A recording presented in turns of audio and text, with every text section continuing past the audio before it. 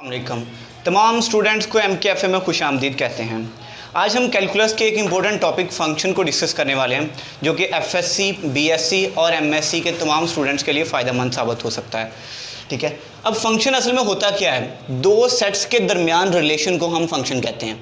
इसकी डेफिनेशन को हम यहाँ पर डिस्कस करते हैं।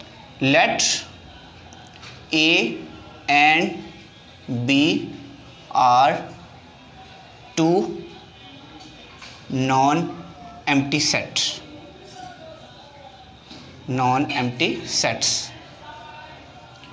यानी कि दो सेट्स के बिटवीन रिलेशन बनाने के लिए ज़रूरी है कि दोनों सेट्स हमारे पास नॉन एम्प्टी होने चाहिए।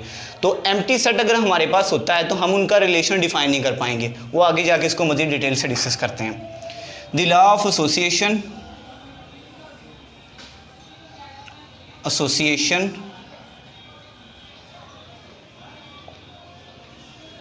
in which every element of set A having unique image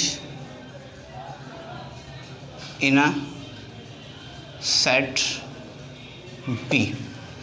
the law of association ये रब्त का एक कानून है, यानी कि दो सेट्स के दरमियान ये एक रब्ता है या कॉन्टैक्ट है या रिलेशन है। In which every element of set A, जिसके अंदर के सेट के हर एलिमेंट का, यानी ए सेट के हर एलिमेंट का having unique image in a set B, set B के अंदर यूनिक इमेज मौजूद होना चाहिए। यानी कि दो सेट हैं, ए और बी, दोनों नॉन एम्प्टी है। अब सेट ए के तमाम एलिमेंट्स का इमेज जो है वो सेट बी के अंदर मौजूद होना चाहिए। फंक्शन को मज़ीद डिस्कस करने से पहले हम डिस्कस करते हैं कि इमेज क्या होता है। इमेज की डेफिनेशन ले रहे हैं। Let F mapping from A to B B a function on which y belongs to B such that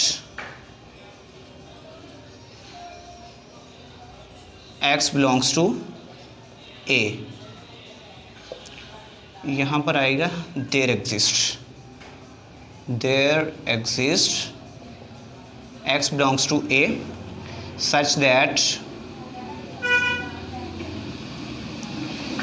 f of x is equal to y, then y is said to be image of x। यानी हमारे पास एक function है जिसमें relation define हो रहा है A set से B पर, on which y belongs to b, जिसके अंदर के b के अंदर से हमने एक एलिमेंट लिया है y और x a के अंदर से हमने एक एलिमेंट उठाया है x, such that f of x is equal to y। अगर इस तरह का रिलेशन बने, मीन्स कि हम डोमेन इनपुट दें फंक्शन को और आउटपुट में हमें जो वैल्यू मिलेगी, जैसे कि हम f of x is equal to y, input का एलिमेंट है यहाँ पे x है, यानी कि ये डोमेन का एलिमेंट है। अब इससे जो हमें आंसर मिल रहा है वो क्या है, y है। अब जो हमें उसका आंसर मिलेगा या आउटपुट मिलेगी वो उसका क्या कहलाएगा, इमेज कहलाएगा। इसकी एक एग्जांपल लेते हैं। फॉर एग्जांपल मेरे पास एक फंक्शन है f of x is equal to X square.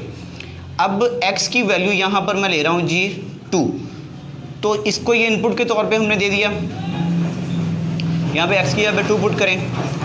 2 का स्क्वायर क्या होता है, 2 का स्क्वायर होता है 4, यानी क्या बन गया जी, f of 2 is equal to 4। अब इनपुट दिए हमने 2, उससे आउटपुट क्या मिली है 4, तो 4 क्या हुआ 2 का इमेज, यानी 4 यहाँ पर क्या कहलाएगा 2 का इमेज, जिस तरह कि यहाँ पर y x का इमेज था।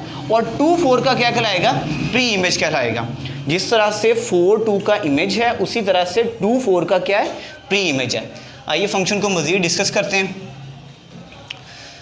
फंक्शन के लिए क्या कहा था कि दो सेट्स का होना ज़रूरी है। एक सेट हमने कंसीडर कर लिया है जी A और दूसरा सेट ले लिया है B। इसके अंदर एलिमेंट्स हैं जी A, B एंड C और सेट B के अंदर एलिमेंट हैं 1 2 3 एंड 4। अब इनकी मैपिंग डिफाइन करते हैं, इनके बिटवीन रिलेशन बनाते हैं, उसको नाम दे रहे हैं हम f का। अब a का इमेज यहाँ पर मौजूद है 2। अब a का इमेज यहाँ पे 3 भी हो सकता है, 4 भी हो सकता है, 1 भी हो सकता है, कोई भी हो सकता है, ठीक है। b का भी इमेज हम बना देते, कह देते हैं कि इसका इमेज भी क्या है 2 है, और c का इमेज कह देते हैं कि ये है जी 3। अब देखिए a का इमेज क्या का है 2 है, b का इमेज क्या का है 2 है, c का इमेज क्या का है 3 है। इसी तरह 2 का प्री इमेज क्या होगा, वो a होगा, 2 का प्री इमेज क्या होगा, b होगा, 3 का प्री इमेज क्या होगा, वो c होगा। हम इसे ऐसे भी लिख सकते हैं f of a that is equal to 2 and f of b that is equal to 2, f of c that is equal to 3। यहाँ पर जो सेट A है, इसके अंदर तमाम एलिमेंट्स का जो सेट है ये हमारे पास डोमेन कहलाता है। अब डोमेन क्या है इसे भी मज़ीद डिटेल से डिस्कस करते हैं। और सेट B के अंदर जो तमाम एलिमेंट्स है, इन तमाम एलिमेंट्स का जो सेट है ये कोडोमेन कहलाता है, ठीक है। अब 1 2 3 4 ये पूरा सेट हमारे पास किसका है, कोडोमेन का है। लेकिन यहाँ पर 2 और जो 3 है ये रेंज है। कोडोमेन के अंदर से ही हम हमेशा रेंज निकालते हैं। रेंज हमारे पास जो होती है ये ऑलवेज सबसेट होती है कोडोमेन का। यानी कोडोमेन हमारे पास क्या थी 1 2 3 एंड 4।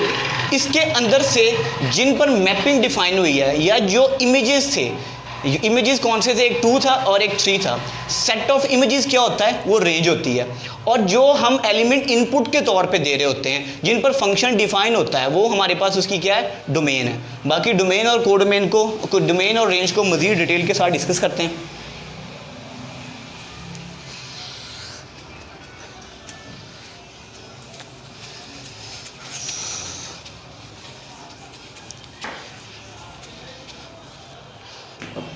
पहले डोमेन की बात करते हैं। डोमेन क्या है असल में, set of points in which function is defined. ऐसे पॉइंट्स का सेट्स जिन पर फंक्शन क्या हो, डिफाइंड हो। जैसे फ़र्ज़ करें हमारे पास एक फंक्शन है जी 1/x, इसकी हमने डोमेन चेक करनी है। हम इसको पहले इनपुट देते हैं जी 1 इनपुट दी तो आंसर में क्या मिला, रेंज हमें क्या मिली, उसकी 1 ही मिली, और रेंज क्या, एलिमेंट। फिर हम 2 इसको इनपुट देते हैं, आउटपुट में हमें 1/2 मिला, यानी कि ये डिफाइंड वैल्यूज़ आ रही हैं। तो हम 3 देंगे, 4 5 6 7 सो ऑन चलते जाएंगे, सब पर ये डिफाइंड होगा।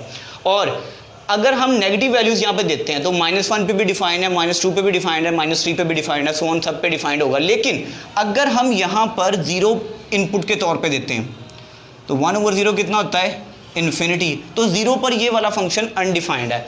तो हमने यहाँ पे डेफिनेशन में क्या कहा है, set of points in which function is defined, यानी उन पॉइंट्स का सेट होती है डोमेन जिस पर फंक्शन डिफाइंड हो। तो इट मीन 0 पर तो ये फंक्शन अनडिफाइंड हो रहा है, और 0 तो हम डोमेन के अंदर शामिल नहीं कर सकते।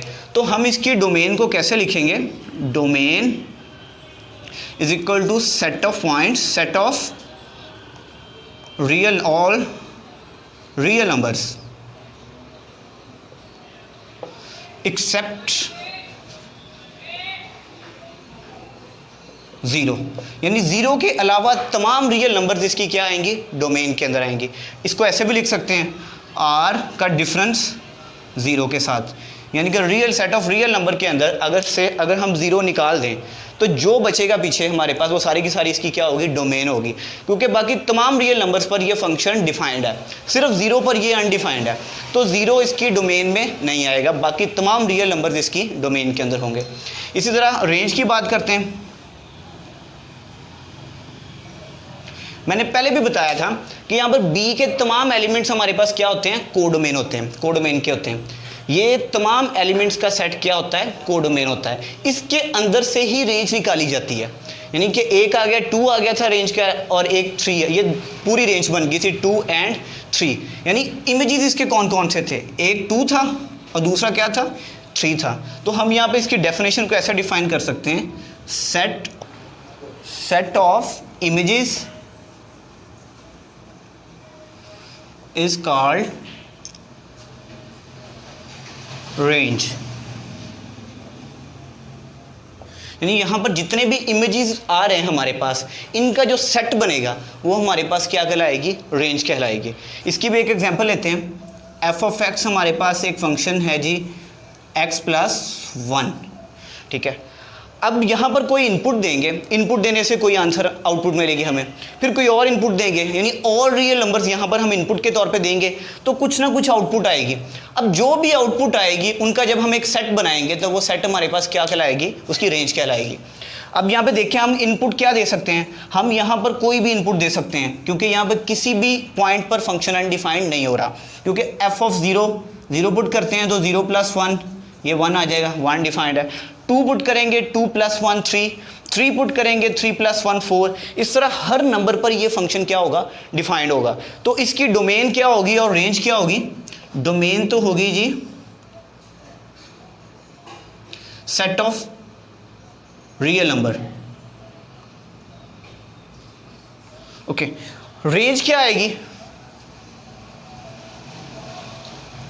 रेंज भी हमारी पास सेट ऑफ रियल नंबर आएगी, क्योंकि यहाँ पर पहले आंसर 1 आ रहा है, फिर 2 यहाँ पे 1 पुट करेंगे तो 2 आएगा, 2 पुट करेंगे तो 3 आएगा, सो ऑन चलते जाएंगे। अगर हम यहाँ पर x की जगह पर कोई पॉइंट वाली वैल्यू पुट करें, सपोज दैट के 1.2 1.3, तो यहाँ पर भी पॉइंट की फॉर्म में आंसर आएगा। यानी कि जो मर्जी आउटपुट दें, हर आउटपुट पर जो मर्जी इनपुट दें, हर इनपुट पर जो हमें आउटपुट मिलेगी वो डिफाइंड होगी, अनडिफाइंड नहीं होगी, यानी कि आंसर में इन्फिनिटी नहीं आएगा।